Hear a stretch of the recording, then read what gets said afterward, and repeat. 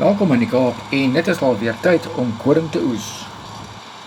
Die Wes-Kaap lewer weer eens rekord hoeveelhede graan.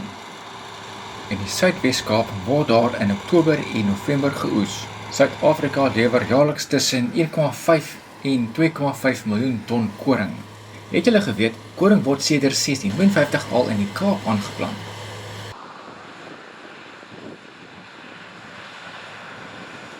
Hierdie yslike masjinerie sny die koringgare af en die koringkorrels word van die res van die plant geskei. Die oorblyfsels van die gedorste graan word kaf genoem. Koring is een van die mees bekende tipes grane wat mense eet. Dit word wêreldwyd op 'n reusagtige 220 miljoen hektaar landoppervlakte verbou. Die wêreldproduksie van koring is 'n ongelooflike 760 megaton. Julle is so so oor die koring, naby die koring.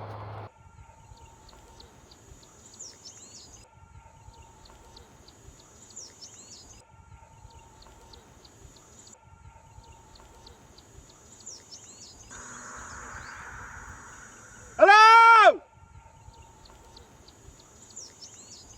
Moet jy nie so skree terwyl ek 'n video neem?